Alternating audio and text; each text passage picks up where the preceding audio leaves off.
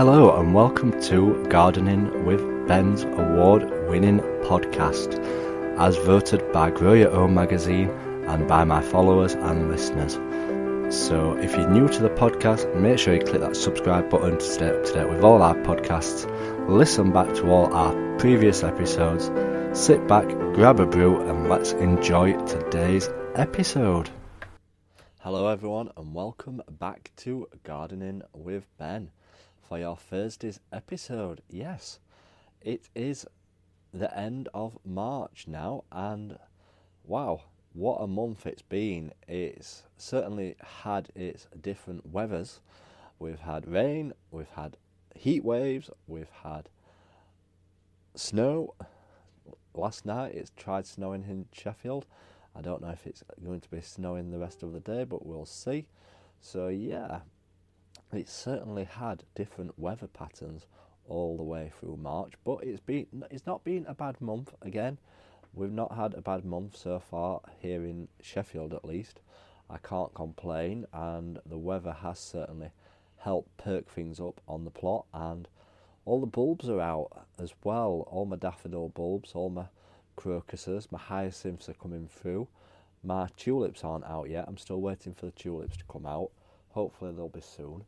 But I am making note of where things are growing and where things aren't, and what I need to add to the plot at the end of the year, because I've not got many tulips coming up from what I can see, and also there's areas of daffodil bulbs what are quite low as well. Obviously pesky Mr. Squirrel's been at them, so yeah, I'm looking at redoing the whole front of my plot next year and possibly starting again, putting all new bulbs in that area, because they've been in quite a bit in the front, but some obviously haven't come up for a reason, so we're going to look at revamping all the front up ready for next year. So hopefully we'll have a better display next year. And I'm so impressed with myself this year, and well, this month to be honest, with how much I've progressed my allotment through since last year, to be honest. The amount that I've done and transformed it over the last few months, wow. When I'm looking back at my photos of what it was like to what it is now, I'm outstanding. And it's not often I give myself a pat on the back, but I certainly am smiling. As I always say, keep smiling and keep gardening. And I'm smiling because the way it's come into fruition, and it's only at the beginning of the year, and it's just making me so happy with how it's come along, and I'm really excited for what is going to grow this year. And March has been a fantastic year for month, not year, has been a fantastic month for me on the plot, and we'll have a look around at what we have been up to in the month of March. Well, the main thing in March was I've sown literally most of my seeds. I've still got a load left to sow. I've sowed all my flowers, I've sowed all my beans, all my pumpkins, courgettes, marrows, all my brassicas, lettuce. I've still got my carrots to sow, but I'm trying a new idea out with the carrots this year, and we'll see if that actually works. So yeah, we've got plenty sown, and I've still got my eye on a few other things that I want to sow.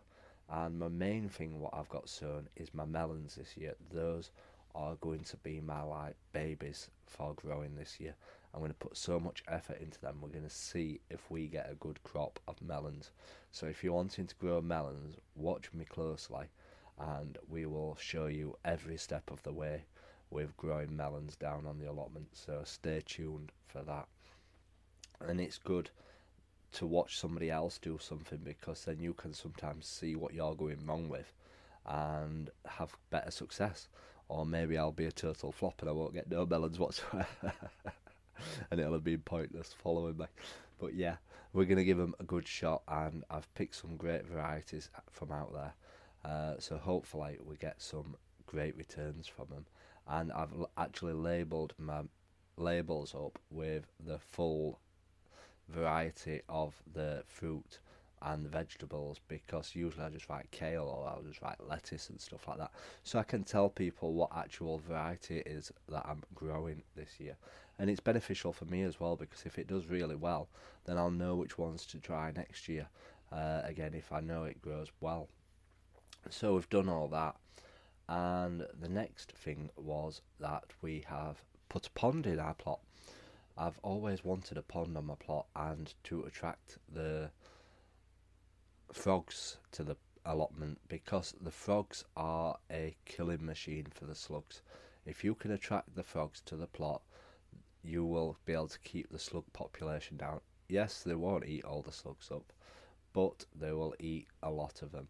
And if you're wanting to keep the slugs down, this is the way to do it. Get frogs on your plot if possible. And I've got some frog spawn in it. I managed to acquire some of that, so I've got some frog spawn in my pond. And yeah, I'm hoping that they do hatch and we do get some little froggies. So I'm keeping my eyes peeled on them at the moment, because I really do like frogs. When I was a child, I used to pick up frogs and stroke them, and I used to love them. They didn't frighten me whatsoever. Whether it's unhygienic holding a frog, I do not know, but I used to do it as a child, and I've turned out all right. So we'll see if we manage to do it or not.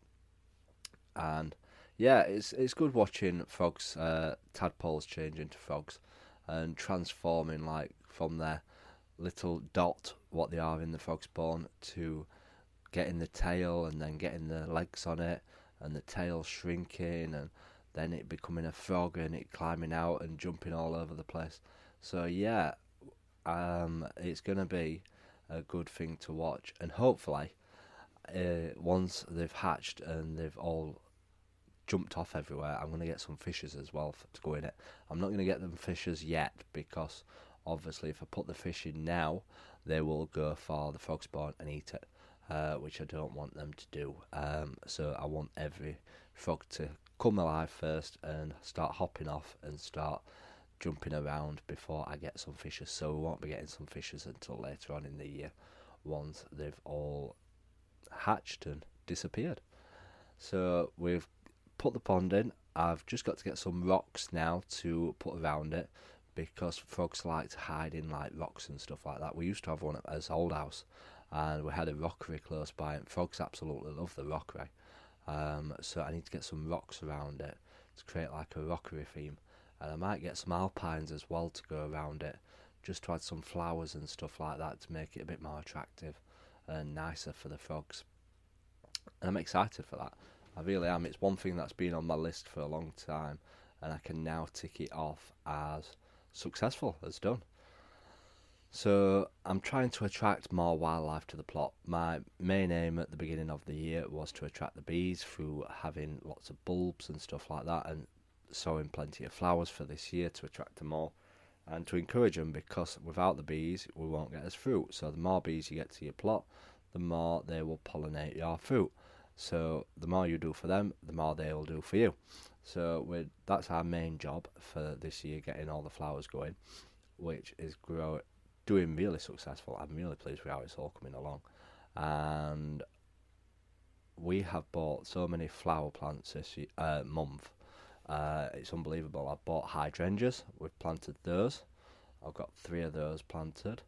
I've planted some fuchsias, which I bought yesterday. £1 each from Morrison's. I bought 3 of them. I may possibly go and get another few more, because I know fuchsias do well. Once they get going, there's no stopping them, and they look fantastic. And the bees love them. The bees absolutely love fuchsias.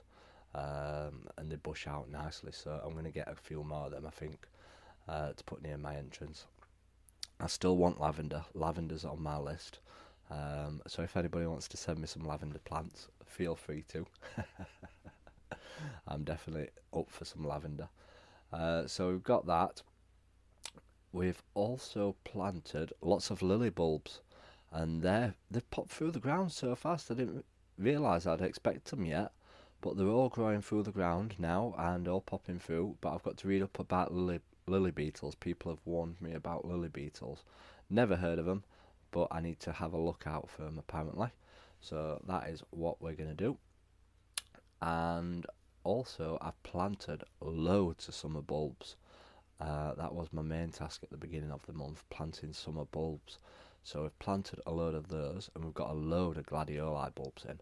I could do with a few more actually. I'm wanting plants in my garden that will come back year after year, and obviously summer bulbs will come back year after year, fingers crossed. That's if Mr. Squirrel don't pinch them. But we have got the summer bulbs in, they're all doing really well, and hopefully they'll all grow and be nice and bloom. I can't wait to see them. Obviously they'll come up where the spring bulbs have been as well. So we've done all that. Then we have also planted. What other flowers have we planted?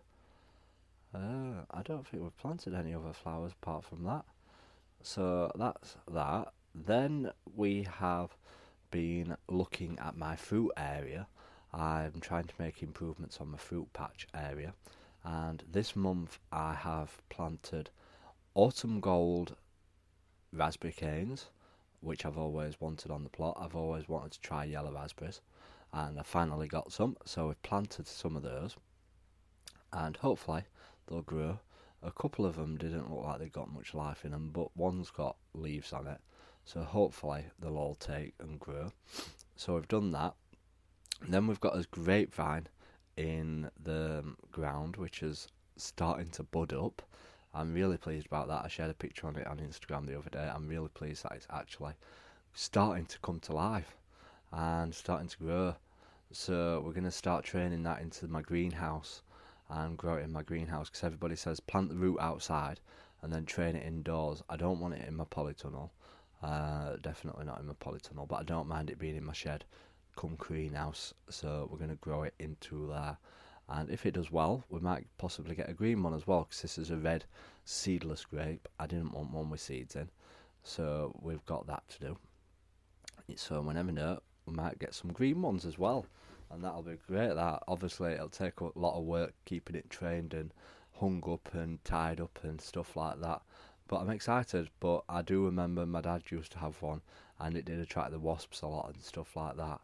So I'm going to have to watch out for them, because I don't like wasps whatsoever. So we've got all that to do. Then we have planted 3 new blackberry thornless canes. I'd already planted 3 previously in another month, and they didn't look as healthy as the ones that I purchased, what I saw in the shop, so I purchased 3 more. They looked tons healthier, and they were a lot cheaper, so I couldn't resist them, so I purchased them.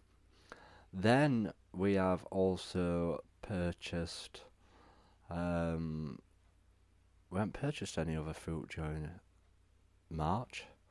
I've taken some cuttings of my dad's loganberry plants. My dad's got a loganberry bush, and apparently it's very easy to take cuttings off it. You just stick the tips in the soil and they will root. And loganberries are thornless as well, so there's no thorns on them either, like your thornless blackberries. And they grow really long canes, so they're easy to train down the sides of your plots or down wires and stuff like that, so they'll be absolutely perfect. So that is what I'm going to do. I've took about 20 cuttings, don't tell him.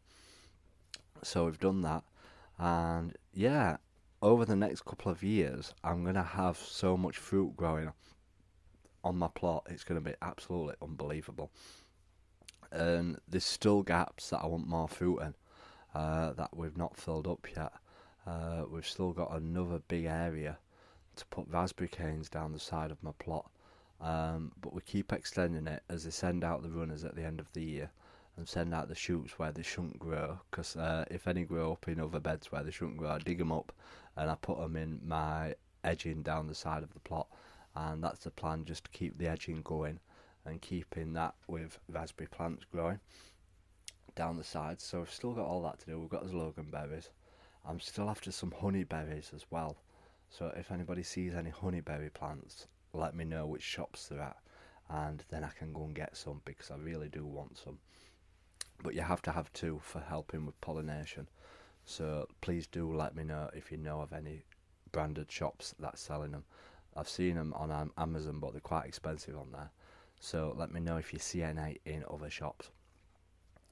So we've got them to do, and then hopefully, eventually, it might be next year now that we get these, because I've spent enough on fruit. I want to get some black currants, some red currants, and white currants.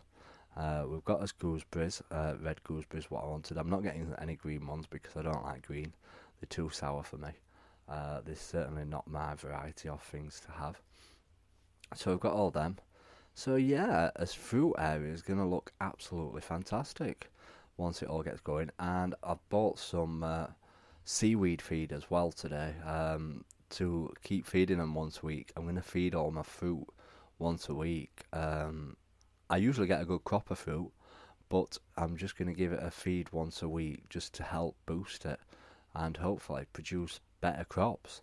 And I'm going to feed my strawberries as well and look after them so that I can get better strawberries and more strawberries hopefully. So we're going to do that. I've also bought some efficacious feed to feed my blueberries once a week as well. I've had two of them for a couple of years now, and they produced only a few blueberries, but I thought if I can feed them every week, it might encourage a bigger crop as well. So we've bought some of that, so we're going to start feeding them. I was planning on feeding them today, but it was raining when I'm going to the allotment, so I thought there's no point in watering feeding them when it's just going to soak in with the rain. So we'll feed them when it's a dry day, and hopefully start that next week. I'm excited for that. I might feed my raspberries as well, we'll see. But I'm hoping they all take, because what I've done is I've read that you're meant to take snips off the tops of the raspberries to help them bush out. So I've snipped all the tops off the raspberries, but the tops I've snipped off, I've shoved back in the soil to see if they take root. Why not, eh? What's point in throwing them away? I might as well just see if they take root and see if they get growing, because then it's more raspberries. So I've put them in the ground and I'm watering them every single day. Because obviously it's the wrong time of year to be transplanting raspberries. Usually you'd do it in the winter time, but not when it's warmer. Obviously it's not turned warmer now, it's gone back cold again. But hopefully we can get those raspberries growing. We'll have to see if they do. My neighbour doesn't theoretically think they will do, but I'm thinking they might. We'll have to see. Hopefully we will have to see. But we've got that to do. And then what else have we done? We have been busy. I've been busy sorting out my main area of growing. I have a main patch for growing all my vegetables and all my fruit. Well, not fruit, all my vegetables on. And we've been digging all them over, repairing all the beds, tidying it all up, and making it look nice, really. And it's all literally done now. I've just got to finish off building a couple of beds at the top of the plot, which is going to be new beds that I've not used before. And I'm hoping to plant my potatoes in there and get them growing, and sweet corn as well at the top of my plot. So hopefully, because we've got these extra beds, we can grow more stuff. Not that we do need more stuff. We've got absolutely loads as it is. So we've done all that. And yeah, my next main project, after I've painted all my beds, I need to paint them all.